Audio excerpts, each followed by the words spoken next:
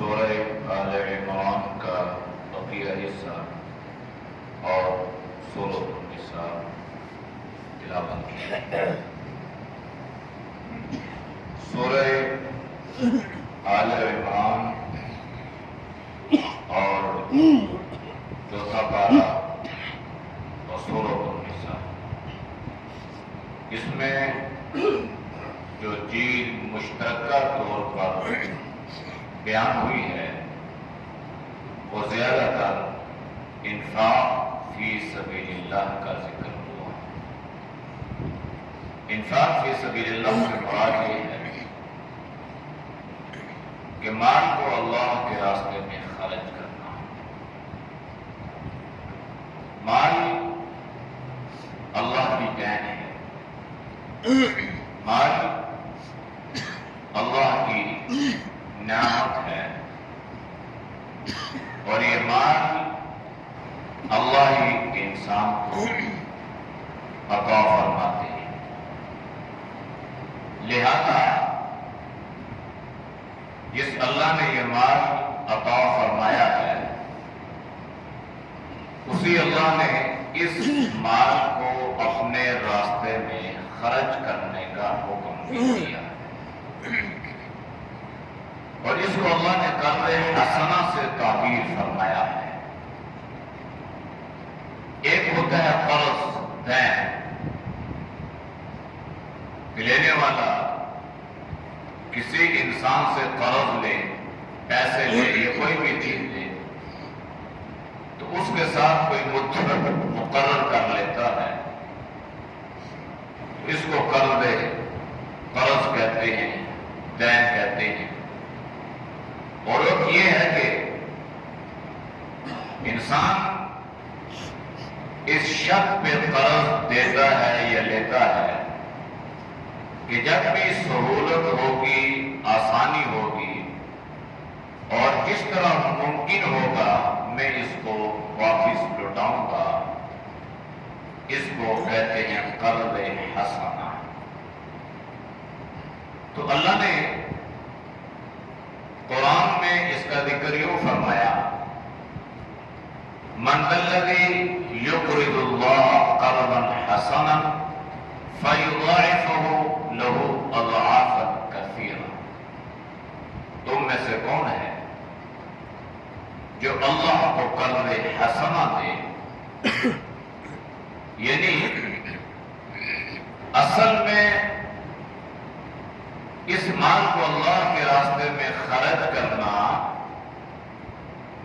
یہ ایسا ہے جیسا کہ ہم اپنا مال اللہ کو بطور قرض حسنہ کے دے رہے ہیں،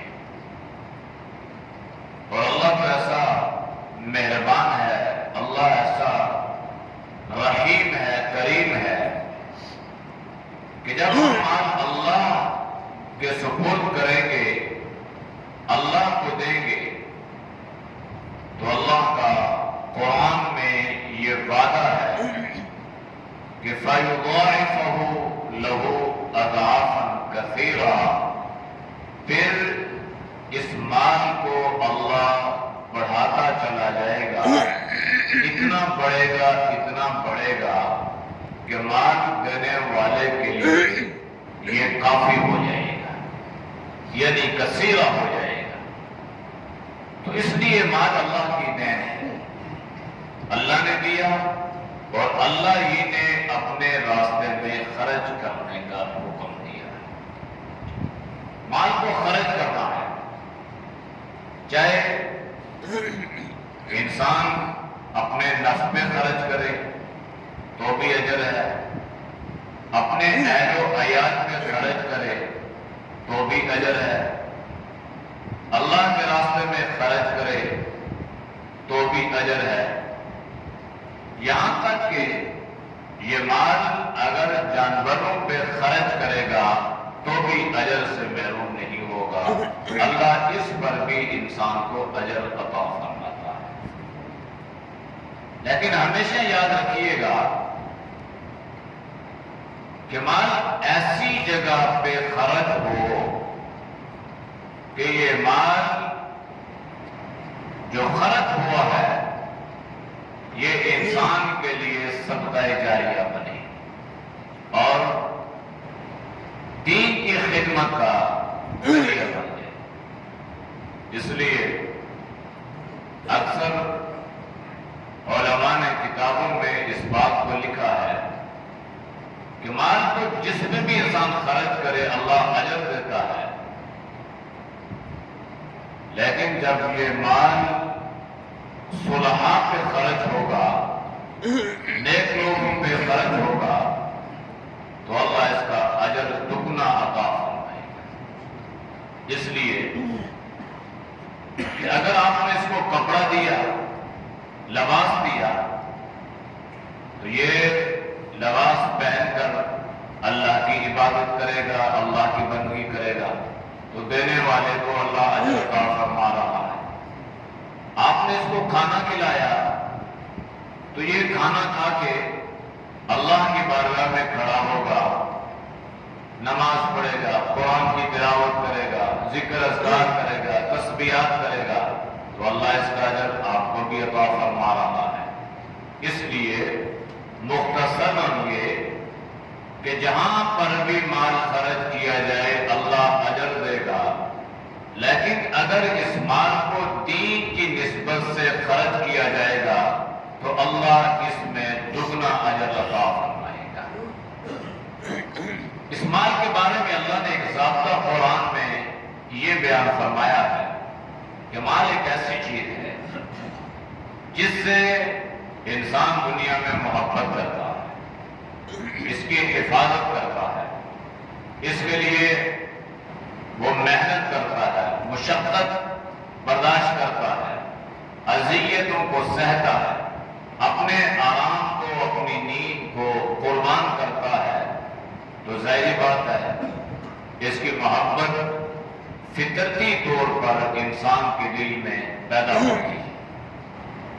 تو قرآن میں اللہ نے ایک معیار بیان فرمایا ہے، لن تنالوا البر حتى تنفقوا مما تحبون وما تنفقوا من شيء فإن الله به عليم، کہ اگر انسان نیکی کے اعلیٰ درجے تک پہنچنا چاہتا ہے، جس کو کہتے ہیں کمال درجے کی نیکی، نیکی کا اعلیٰ مقام، اعلیٰ درجہ، تو اللہ نے قرآن میں ذکر فرمایا کہ نیکی کے اعلیٰ درجے تک نہیں پہنچ سکتے ہو یہاں تک کہ اپنی پسندیدہ چیز کو اللہ کے راستے میں خرچ نہ کرو، حتیٰ تنفقوا مما تحبون، جس سے محبت کرتے ہو اس کو اللہ کے راستے میں خرچ کرو۔ مال سے انسان محبت کرتا ہے، جب اس مال کو اللہ کے راستے میں خرچ کریں گے تو انسان کو اللہ نیکی کا اعلیٰ درجہ عطا فرماتا ہے۔ جب اس آیت کا نزول ہوا تو صحابہ کرام نے اپنی زندگیوں کا جائزہ لیا اور ہر صحابی نے اپنی اپنی جگہ یہ خیال کیا کہ میں کس چیز سے زیادہ محبت کرتا ہوں۔ کسی کو باغ سے محبت تھی، کسی کو کھیت سے محبت تھی، تو ان کی جو جو پسندیدہ چیزیں تھیں نبی علیہ السلام کی خدمت عالیہ میں حاضر ہوئے اور آج یاد کرنے لگے، اللہ کے نبی قرآن کی یہ آیت اتری ہے، اس میں ہمیں یہ بات سمجھ میں آئی ہے کہ اگر نیکی کا اعلیٰ درجہ حاصل کرنا چاہتے ہو تو اس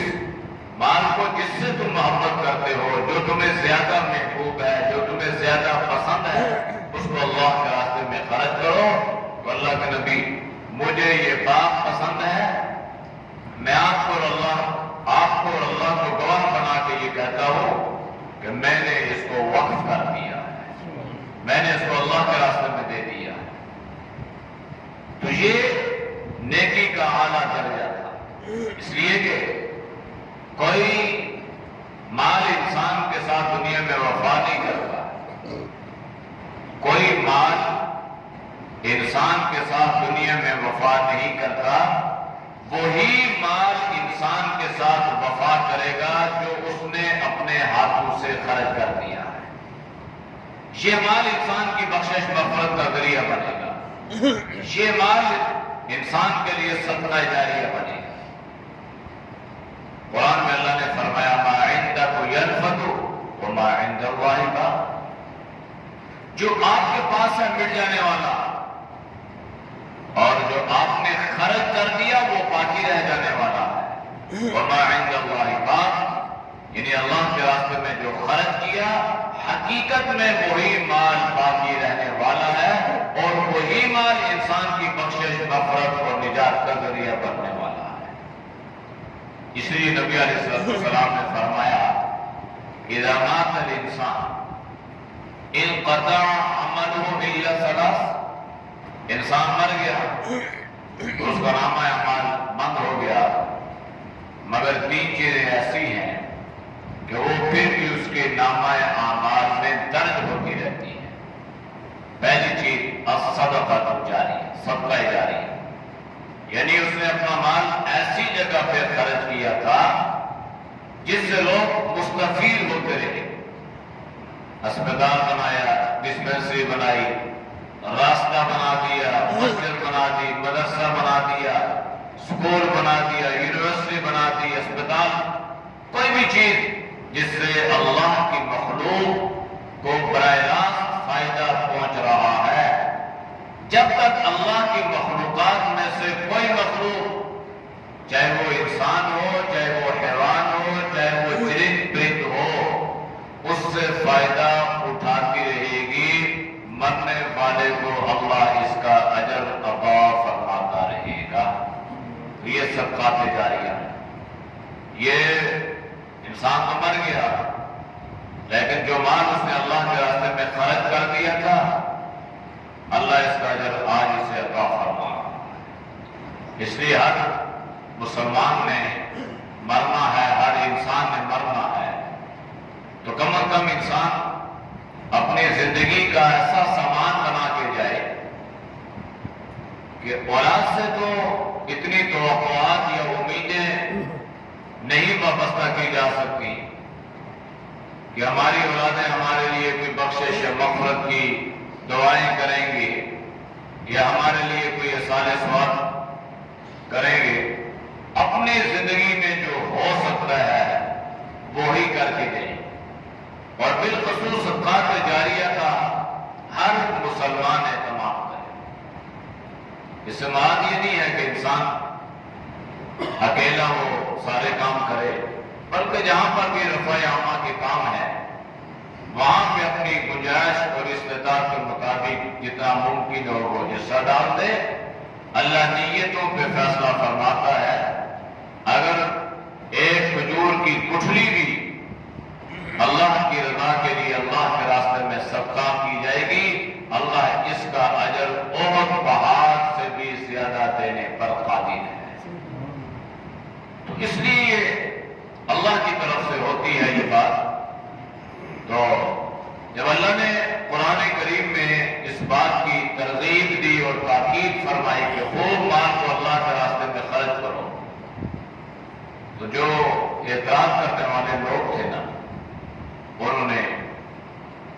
یہ بات کہنا شروع کر دی کہ اللہ فقیر ہو گیا اور ہم غنی ہو گئے ہیں۔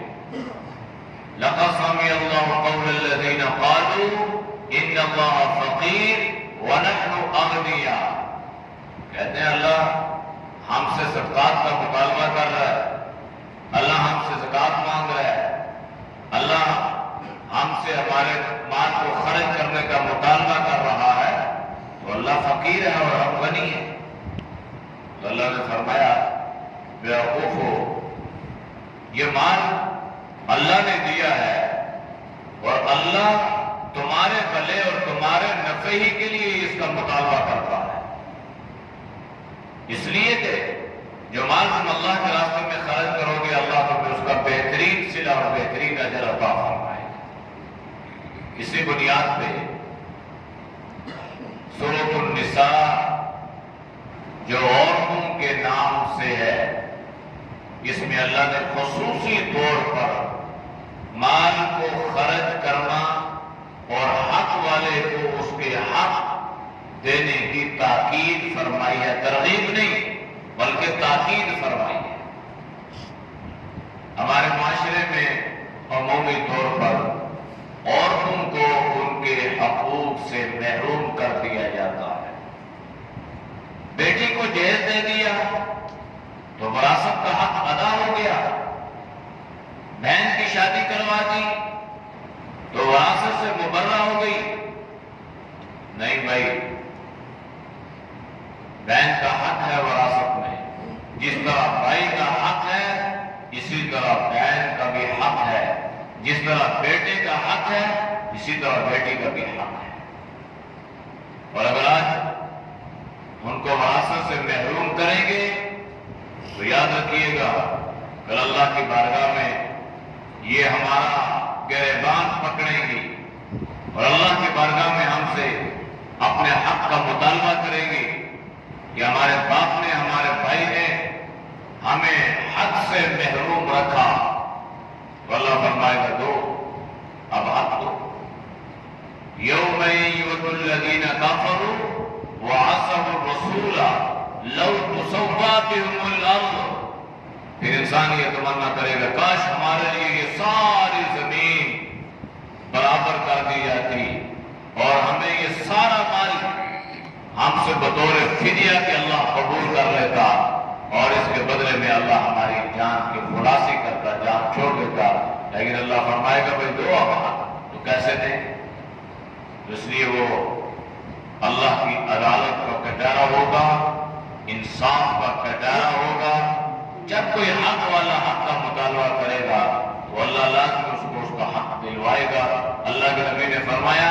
یہاں تک کہ اگر کسی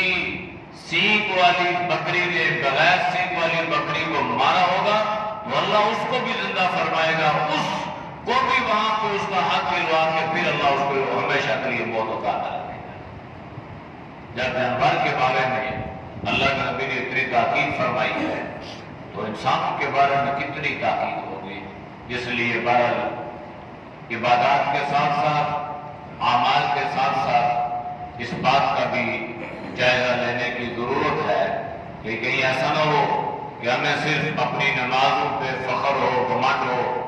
اپنی تسبیحات پہ ہمیں غرور ہو اور دوسری طرف سے ہم عورتوں کے حقوق ادا کرنے میں کوتاہی اور غفلت برت رہے ہوں اور یہی چیز ہماری اللہ کی ناراضگی کا کہیں سبب اور ذریعہ نہ بن جائے۔ اللہ ہم سب کو ان باتوں پہ عمل کی توفیق